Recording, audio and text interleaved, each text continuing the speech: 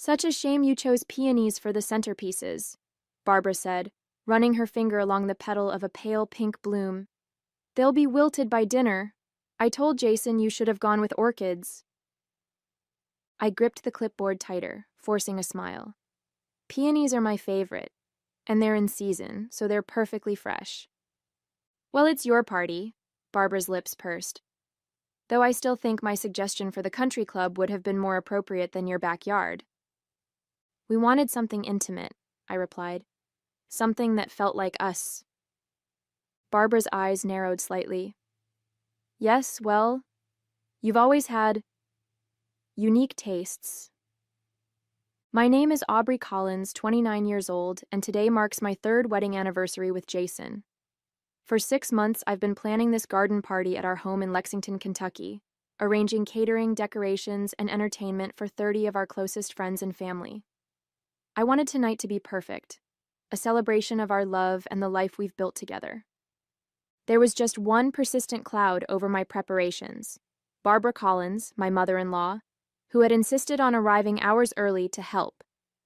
Her version of helping consisted mainly of criticizing my choices and reminiscing about how she would have done things differently. I just think it's odd you didn't consult me on the menu, she continued, flipping through my carefully curated selection. Jason's always loved my beef Wellington. He practically begged for it at every birthday. The caterer specializes in local cuisine, I explained for the third time, and Jason approved everything. Barbara waved dismissively. He's always been too agreeable. Hates confrontation. It's why he lets you make all these decisions. I checked my watch, grateful that guests would arrive in just over 2 hours. I need to finish setting up the bar and take my medication before getting dressed. Oh, yes, your condition. Barbara's voice dripped with skepticism. Such a burden for Jason. I headed inside without responding, my patience wearing dangerously thin. In the kitchen, I took a calming breath before reaching for my prescription bottle on the counter where I'd left it that morning. My medication for severe autoimmune symptoms wasn't something I could skip, especially on such a stressful day. I shook the bottle and paused. It sounded different, fuller somehow, with a lighter rattle. Opening it, I found unfamiliar round white pills instead of my usual oval ones.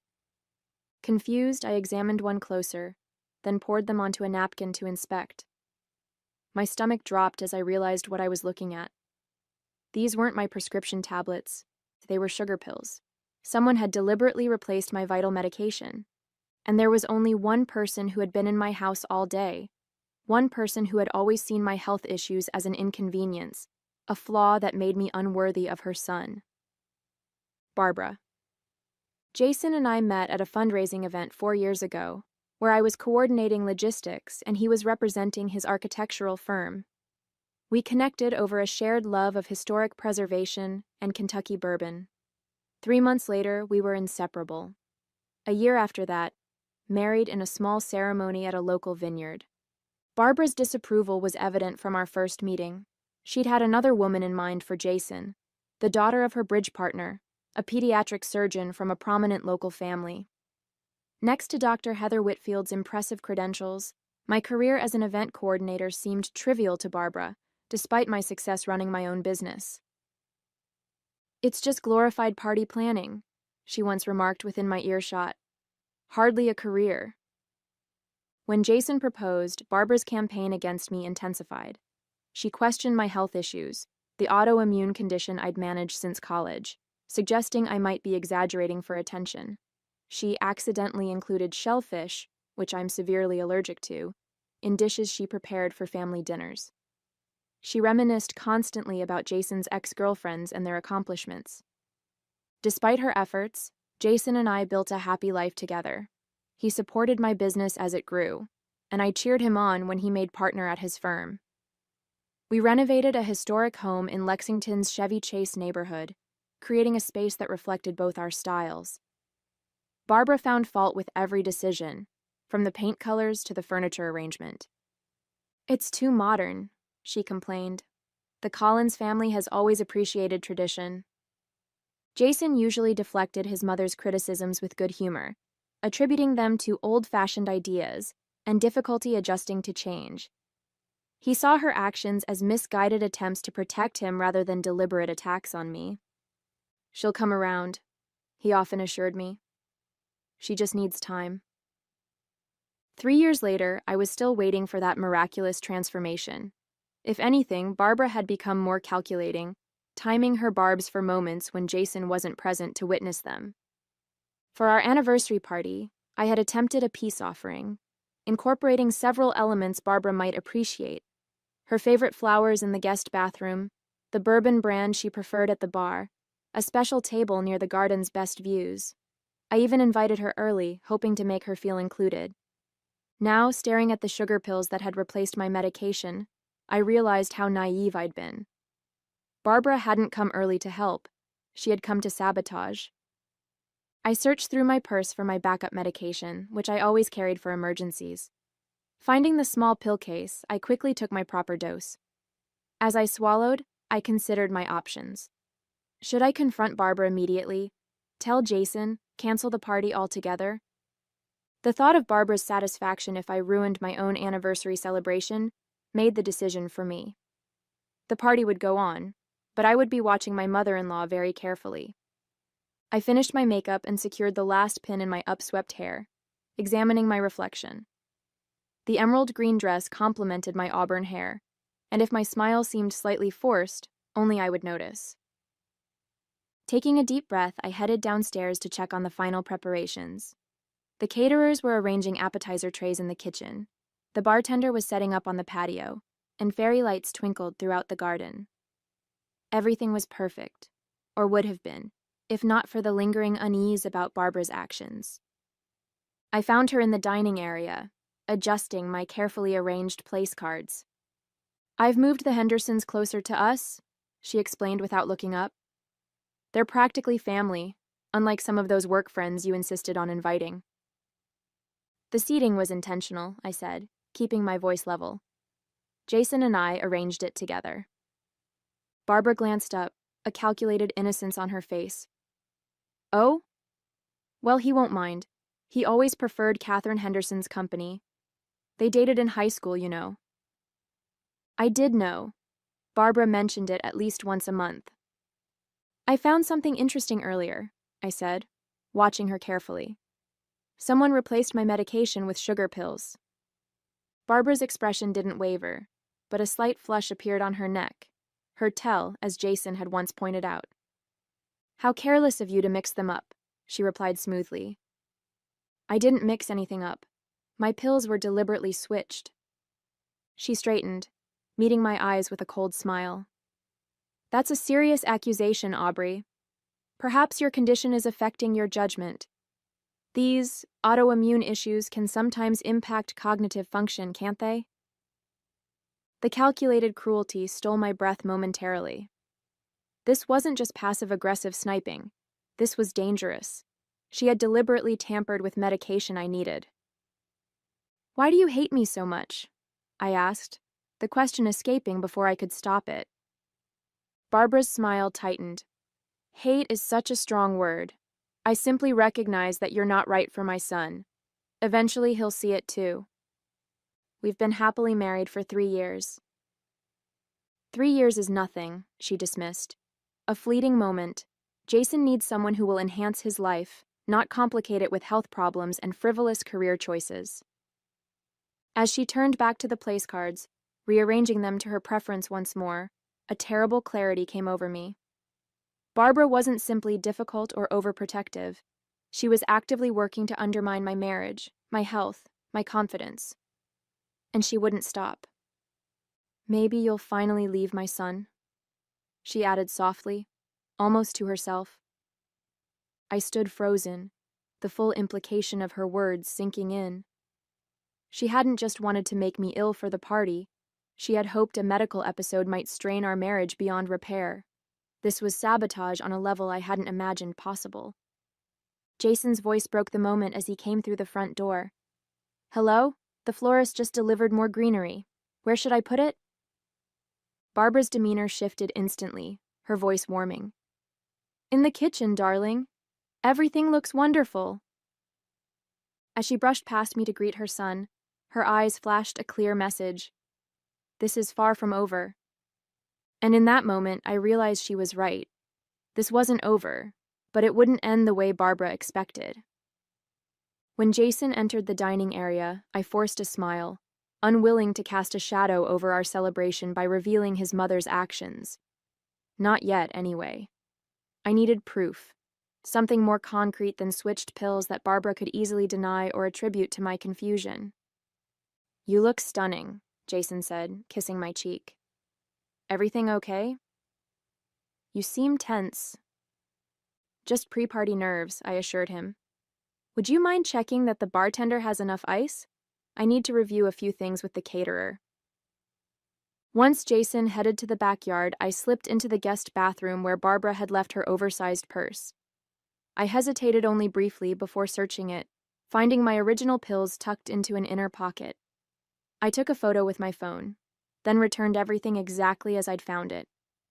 Evidence secured, I rejoined the preparations, keeping a careful distance from Barbara while observing her every move. She hovered around the bar for several minutes, pointing out specific bottles to the bartender with unusual interest. When she stepped away, I approached him. My mother-in-law can be particular, I said conversationally. What was she asking about? The champagne, he replied. She wanted to make sure we're serving the French brand she requested for the toast, not the domestic one on the general bar menu. Said she has the refined palate in the family. He rolled his eyes slightly.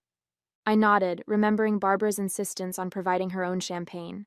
Dom Pérignon, a specific vintage she claimed was the only acceptable choice for proper celebrations. It was the one contribution she'd made that I'd accepted without argument, if only to give her something to feel important about. Where did she have you put it? I asked. In the wine cooler, left side, said it's only for her and a few select guests. My suspicion grew.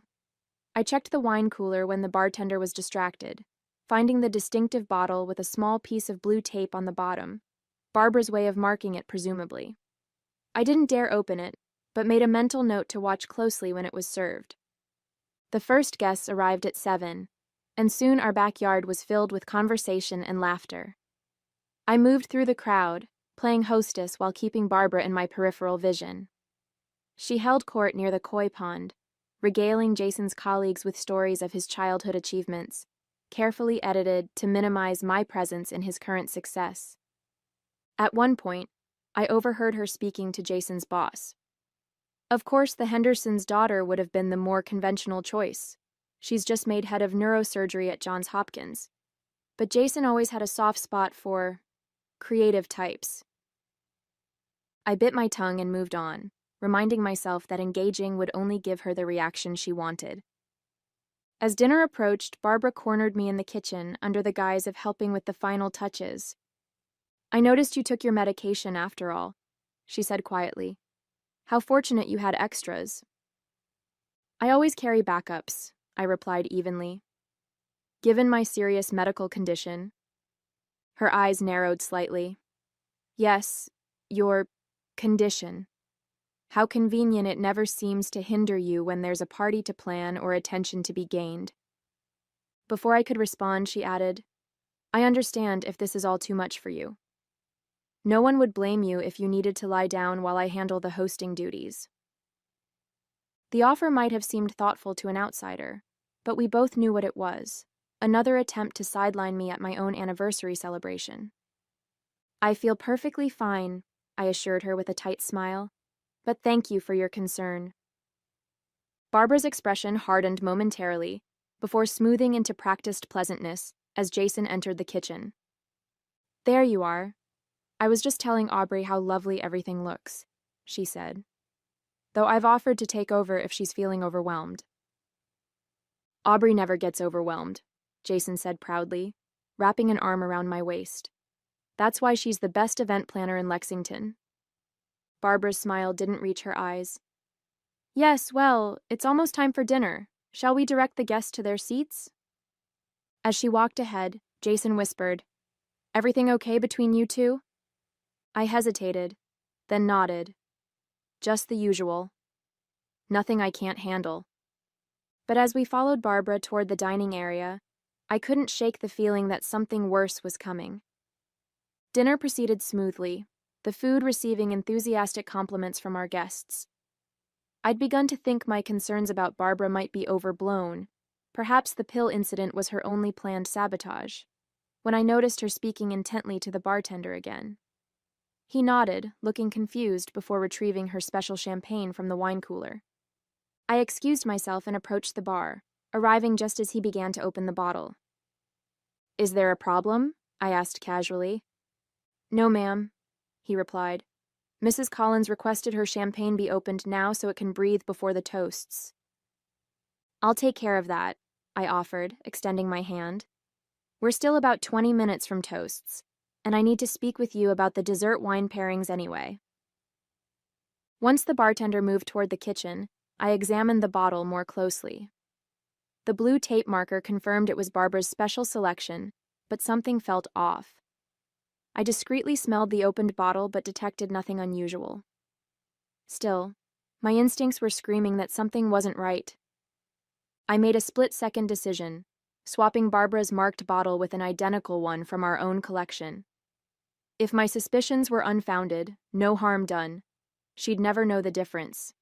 If I was right, I replaced both bottles, Barbara's now safely set aside, and rejoined the table just as the main course was being cleared. Across the garden, I saw Barbara watching me with that calculating look I'd come to recognize. She raised her water glass slightly in my direction, almost a toast, before turning her attention back to her dinner companions. As dessert was served, Jason stood to begin the anniversary toasts. The bartender circulated, pouring champagne, including the bottle I'd swapped out for Barbara's.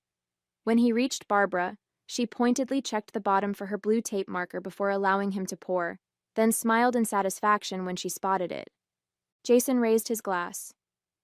"To my incredible wife, who makes every day an adventure. 3 years of marriage feels like just the beginning of our journey." Guests murmured in appreciation, sipping their champagne. Barbara took a deliberate drink from her glass, her eyes never leaving mine. I was about to dismiss my suspicions when Jason's college roommate, Ben, suddenly stood up, clutching his stomach. "I'm so sorry," he gasped. "I think I need to—" He didn't finish the sentence before rushing toward the house. Within moments, 2 other guests at Barbara's end of the table showed similar distress, excusing themselves hurriedly. All had drunk from the regular champagne, not Barbara's special bottle, which I'd kept separate. Barbara's expression shifted from satisfaction to confusion as she took another sip, clearly expecting something to happen. When nothing did, her brow furrowed slightly. "Is everything all right?" I asked her innocently. "Perfectly fine," she replied, though her tight grip on her glass suggested otherwise. The pieces fell into place with sickening clarity. Barbara hadn't tampered with her own champagne. She'd tampered with the regular champagne meant for everyone else.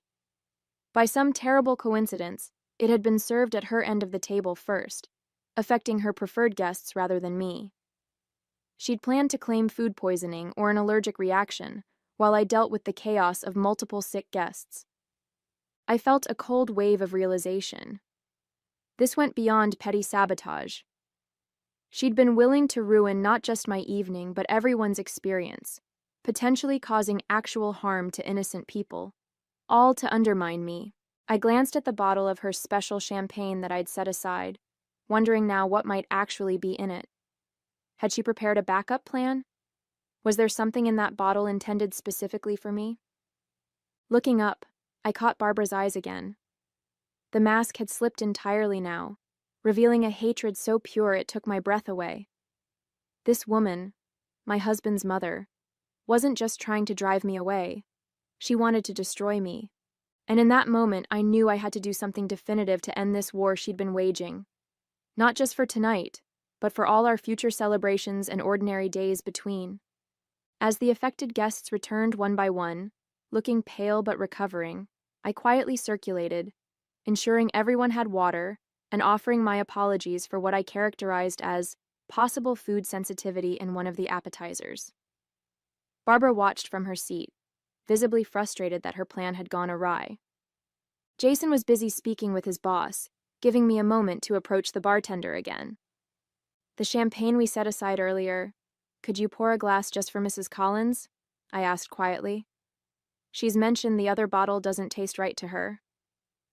Of course, he nodded, retrieving Barbara's original bottle, the one I suspected might contain something unpleasant meant for the general guests. I carried the fresh glass to Barbara myself. I noticed you weren't enjoying the champagne, I said pleasantly. This is from your special bottle, the one with your marker on it. Her eyes lit with recognition, and she took the glass with a satisfied smile. How thoughtful. This vintage is exceptional. Wasted on most palates, but perfect for a true connoisseur. A toast, then, I suggested, raising my own glass of the regular champagne. To family. Barbara clinked her glass against mine and took a deep sip, clearly savoring what she believed was her untampered selection. I watched her closely, wondering what exactly she had added to the champagne and how quickly it might take effect. I didn't have to wait long. Within minutes, Barbara shifted uncomfortably in her seat, her hand moving to her stomach. A flash of panic crossed her face as she realized what was happening. "Excuse me," she muttered, standing abruptly. "I need to—" She didn't finish the sentence before hurrying toward the house. Jason looked up in concern. "Is Mom okay?" "Probably just needed the restroom," I replied calmly. The toast is about to continue. As planned, our closest friend David rose to deliver the next speech. By the time he finished his heartfelt tribute to our marriage, Barbara had not returned. 10 minutes later, there was still no sign of her. "Maybe I should check on Mom," Jason suggested, looking worried. "I'll go," I offered. "You should stay with our guests." I found Barbara in the upstairs bathroom, the door locked. "Barbara? Are you all right?" I called, knowing perfectly well she wasn't. "Go away," came her strained voice. "Should I call a doctor? Was it something you ate or drank?" There was a pause before the door opened, just enough to reveal Barbara's ashen face. "You knew," she hissed. "You switched the bottles." I maintained a neutral expression. "I'm not sure what you mean. Are you suggesting someone tampered with the champagne? That would be not only cruel but potentially dangerous, wouldn't it?" The implication hung between us. We both knew what she had done. "This isn't over," Barbara warned, her voice weak but venomous. "Actually, it is," I replied quietly. "I found my medication in your purse. I have photos. I also saved a sample of both champagne bottles. If anything like this ever happens again, if you ever try to sabotage my health, my marriage, or even just a dinner party, I'll go to Jason with everything. Do you understand?" Barbara's face contorted with fury, but another wave of intestinal distress cut off whatever she had planned to say. The bathroom door slammed shut. "I'll let Jason know you're not feeling well," I called through the door. "Such a shame you'll miss the rest of the celebration." As I walked away, I heard what might have been a sob of frustration. For the first time since meeting Barbara, I felt something close to pity for her. How empty her life must be, to focus so much energy on destroying someone else's happiness. Rejoining the party, I found Jason in the garden, concern etched on his face. "Mom's sick?" "Food sensitivity, I think," I replied smoothly. "She said not to worry. She just needs some time alone." As the evening continued without Barbara, a weight lifted from my shoulders. The party was everything I'd hoped it would be. Joyful, intimate, a true celebration of our love and life together. And for once, no one was trying to sabotage it. Barbara remained sequestered in the upstairs bathroom throughout the toasts, the cake cutting, and the first dance.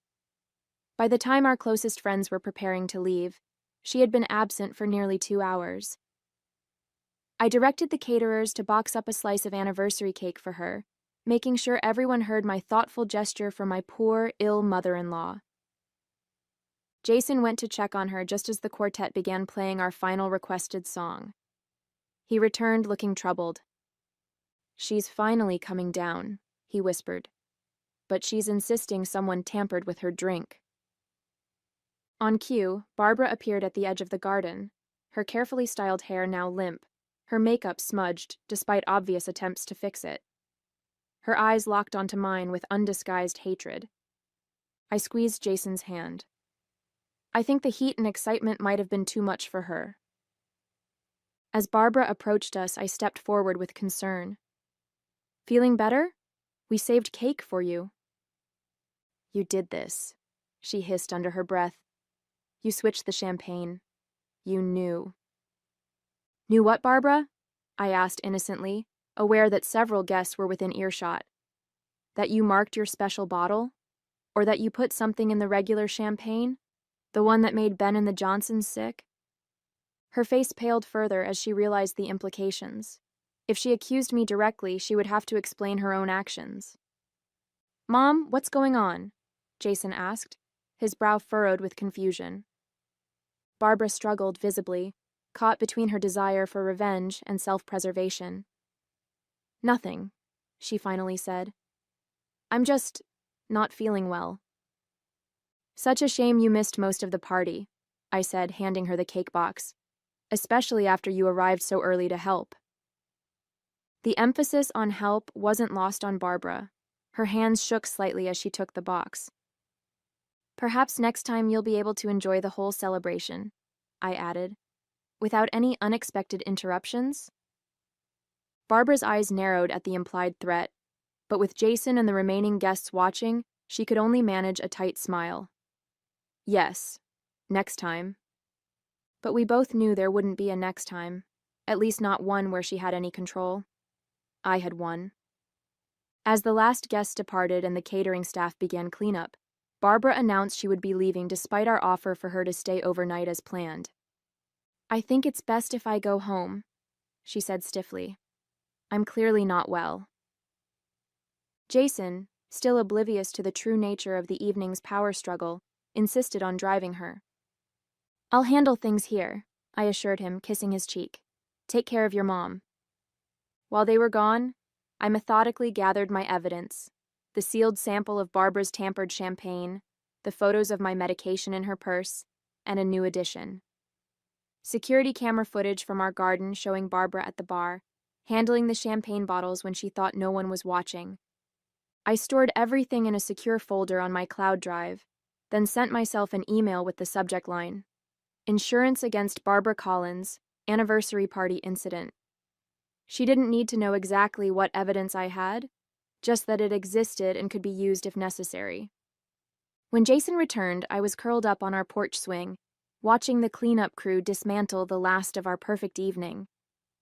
Mom says she's never coming to another event you organize, he sighed, sitting beside me. What really happened tonight? I rested my head on his shoulder.